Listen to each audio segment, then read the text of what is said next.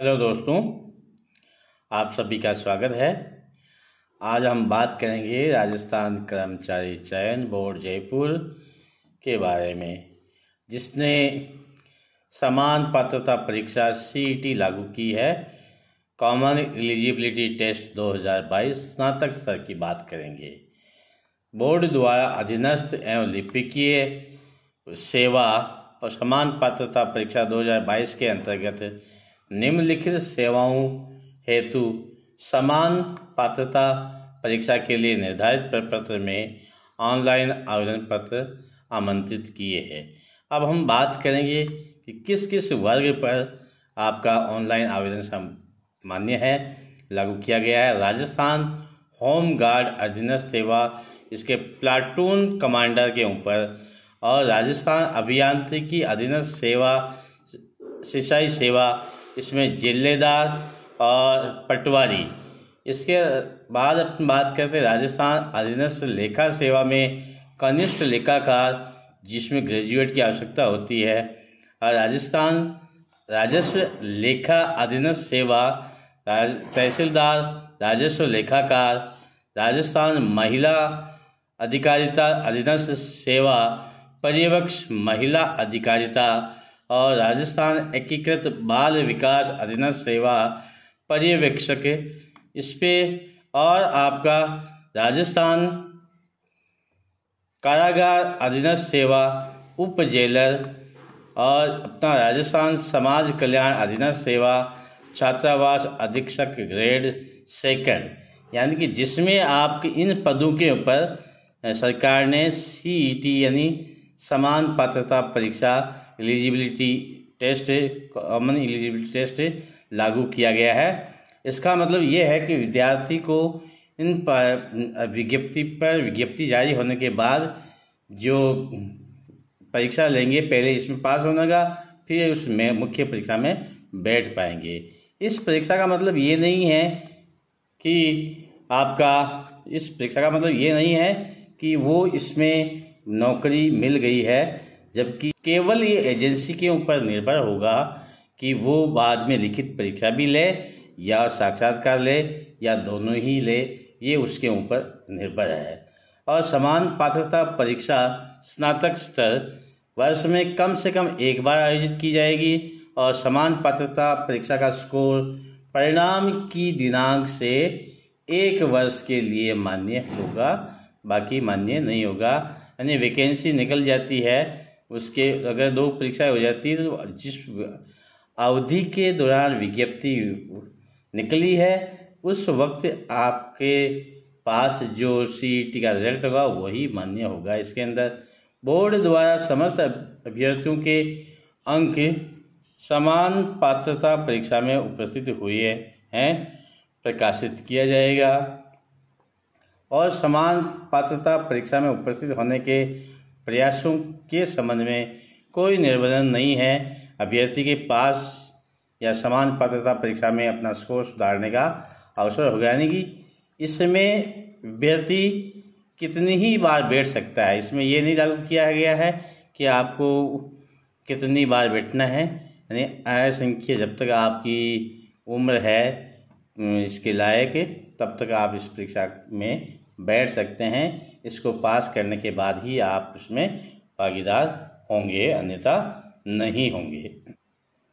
अब हम बात करते हैं समान पात्रता परीक्षा स्नातक स्तर में उल्लिखित अधीनस्थ और लिपिकीय सेवाओं के पदों पर सीधी भर्ती को शासित करने वाले नियम से में अंतर्विष्ट किसी बात के होते हुए भी कोई भी व्यक्ति समान पात्रता परीक्षा में उल्लिखित पदों पर चयन के लिए संचालित लिखित परीक्षा या साक्षात्कार दोनों में उपस्थित होने का पात्र नहीं होगा। यदि सीईटी में न्यूनतम अंक तो अर्जित एजेंसी द्वारा अवधारित किए जाएं और प्राप्त करने में असफल रहता है, और न्यूनतम अंक अवधारित करते समय भर्ती एजेंसी यह विचार करेगी कि समान पात्रता परीक्षा में उल्लिखित पद पर विज्ञापित रिक्तियों की कुल संख्या के 15 गुने इस प्रकार विज्ञापित रिक्तियों के लिए आवेदन करने के पात्र होंगे।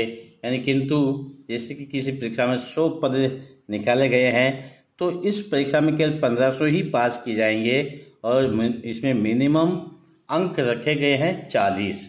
वो अगर प्राप्त होते हैं तो वो इस परीक्षा में आगे बैठ पाएंगे। इसके लिए नियत किए जाएंगे। समान पात्रता परीक्षा में उल्लिखित पदों पर चयन के लिए संचालित लिखित परीक्षा या साक्षात्कार दोनों में प्रवेश दिया जाएगा। परंतु यदि भर्ती एजेंसी की राय हो कि पात्रता परीक्षा स्नातक स्तर में उल्लिखित पद पर भर्ती के लिए संचालित लिखित परीक्षा या साक्षात्कार दोनों में उपस्थित होने के साधारण मानक के आधार पर आरक्षित प्रवर्ग वाले अभ्यर्थियों की पर्याप्त संख्या उपलब्ध नहीं है तो भर्ती एजेंसी द्वारा ऐसे आरक्षित प्रवर्ग वाले अभ्यर्थी को प्रवेश के लिए शिथिलता प्रदान कर सकती है। अब इसके लिए आपको जो फॉर्म है वो ऑनलाइन सबमिट करना है। ऑनलाइन एप्लीकेशन फॉर्म करने हैं, 1 टाइम एप्लीकेशन करना है। और इसके लिए आपका rsmssb.rajasthan.gov. पर उपलब्ध होगा। अप्लाई ऑन लिंक क्लिक करेंगे या SSO पोर्टल से हम लिंक कर सकते हैं और इसमें आपका 1 टाइम रजिस्ट्रेशन करना है। और 1 टाइम रजिस्ट्रेशन करने हेतु अभ्यर्थी को मुख्य बात ध्यान देने वाली है, आप इस वीडियो को अच्छी तरह से देखिए। अभ्यर्थी के नाम, जन्म तिथि, लिंग, सेकेंडरी समकक्ष परीक्षा, आधार कार्ड, पैन कार्ड और voter ID card, driving licence, ID में किसी एक ID प्रूफ के विवरण का इंदराज एवं डॉक्यूमेंट अपलोड करने अनिवार्य होंगे। और इसमें आप विशेष तौर से ध्यान रखिए, 1 टाइम रजिस्ट्रेशन है, कहीं पे भी गलती होने के चांस रहते हैं तो आप इसको बड़ी सावधानी से भरें, क्योंकि इसके बाद अभी तक इसमें ऑनलाइन वापस संशोधन का कोई प्रस्ताव नहीं आया है। और 1 टाइम रजिस्ट्रेशन क्रमांक जनरेट होने के पश्चात OTR फाइल में स्वयं का नाम, पिता के नाम, जन्म तिथि, लिंग, जेंडर और समकक्ष परीक्षा का विवरण एवं Aadhaar card, PAN card, voter ID, driving licence आदि किसी भी प्रकार का संशोधन जाना संभव नहीं होगा। इसलिए आप जब भी फॉर्म भरें आप बड़ी ही सावधानी से भरें, नहीं तो इसमें आपके कोई समस्या बाद में आ सकती है। इसलिए और आवेदन शुल्क जो आपका 12th बेस और ये दोनों का एक ही है, CSC पे भरे जाएंगे। और आपका सामान्य और क्रीमी लेयर वर्ग के लिए आपका 450 रुपये है और राजस्थान के नॉन क्रीमी लेयर अन्य पिछड़ा वर्ग आर्थिक रूप से कमजोर वर्ग के लिए 350 रुपये है और अनुसूचित जाति जनजाति और के लिए आपका 250 रुपये है। और इसके अलावा जिसकी वार्षिक इनकम 2,50,000 रुपये से कम है उनके लिए भी इसका जो शुल्क है 250 रुपये ही होगा। ठीक है दोस्तों, इस प्रकार से आप, और इसमें आपके देखिए समान पात्रता के अंदर संभावित पद की रिक्तियाँ इसमें दे रखी है। ये हर बार की रिक्तियाँ हर बार अलग अलग होती है। समान पात्रता परीक्षा में विशेष निर्देश क्या है? देखो, आपका एक तो वर्ग जो है राजस्थान का मूल निवासी है, चाहे किसी भी वर्ग का, SC ST OBC आर्थिक रूप से कमजोर वर्ग है, उसका परीक्षा में निर्धारण राजस्थान का मूल निवासी है तो ही किया जाएगा। बाकी अदर स्टेट का है तो उसको आप में शामिल नहीं करेंगे, इस कैटेगरी में सामान्य वर्ग में गिना जाएगा। इसी प्रकार अभ्यर्थी अपनी क्षेत्रीय श्रेणी यथा महिला प्रतियोगिता, भूतपूर्व सैनिक या उत्कृष्ट खिलाड़ी श्रेणी का भी ऑनलाइन आवेदन में निर्धारित कालम में स्पष्ट रूप से उल्लेख करें। इसके आधार पर ही मुख्य परीक्षा में उसकी श्रेणी का निर्धारण होगा। भूतपूर्व सैनिक है आपका, तो वो आपका राजस्थान के संदर्भ में जो व्यक्ति राज्य में बसे हुए हैं, जिससे व्यक्ति जो राजस्थान का मूल निवासी है से अभिप्रेत है। भूतपूर्व सैनिक है तो भी वो केवल राजस्थान का मूल निवासी ही होना चाहिए, तभी इसमें वो उसके अंदर इन कैटेगरी के अंदर पात्र होगा, अन्यथा नहीं होगा। दिव्यांगजन की कैटेगरी आप इसको इसमें दे रखी है। महिला शैक्षणिक योग्यता की बात करते हैं तो महिला अधिकारिता यानी कि पर्यवेक्षक महिला आपका 18 से 40 वर्ग आयु सीमा। भारत में विधि द्वारा स्थापित किसी भी विश्वविद्यालय से स्नातक होनी चाहिए। जल संसाधन विभाग पटवारी 18 से 40 वर्ग, ठीक है। स्नातक परीक्षा उत्तीर्ण है, इसके समकक्ष अन्य भी, ठीक है। इसके अलावा आपके इसके समकक्ष जो भी है वो आपको चाहिए होते हैं। इसके बाद जल संसाधन जिलेदार, इसमें आपका जल संसाधन विभाग निकालता है, उम्र आपकी 18 से 40 है और भारत में विधि द्वारा स्थापित किसी भी विश्वविद्यालय से स्नातक होना चाहिए। गृह रक्षा विभाग प्लाटून कमांडर 20 से 40 और भारत में विधि द्वारा मान्यता प्राप्त विश्वविद्यालय से स्नातक या उसके समतुल्य अर्हता या नायब सूबेदार या उससे ऊपर की रैंक के भूतपूर्व सैनिक आपके इसमें मान्य होंगे।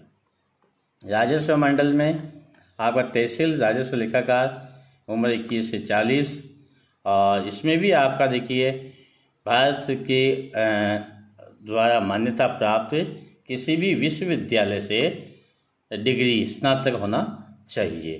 कौश एवं लेखाधिकार कनिष्ठ लेखाकार, ठीक है। इसमें आपका इसके चार्टर्ड अकाउंटेंट नई दिल्ली की इंटरमीडिएट परीक्षा उत्तीर्ण की हुई होनी चाहिए।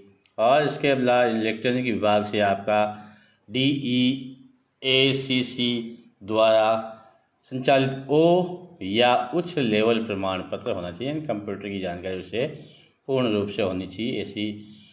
और कारागार विभाग उप जेलर, इसमें विधि द्वारा स्थापित विश्वविद्यालय से स्नातक परीक्षा आपकी उत्तीर्ण होनी चाहिए।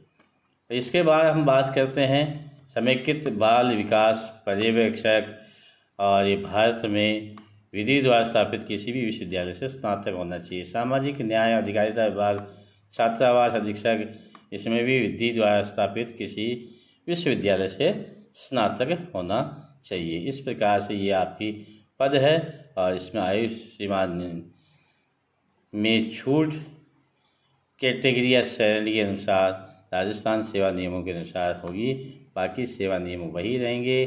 ठीक साथियों, अब इसमें मेरे द्वारा दी गई जानकारी अगर आपको अच्छी लगी है तो वीडियो को लाइक करें, चैनल पर नए हैं तो चैनल को सब्सक्राइब करें।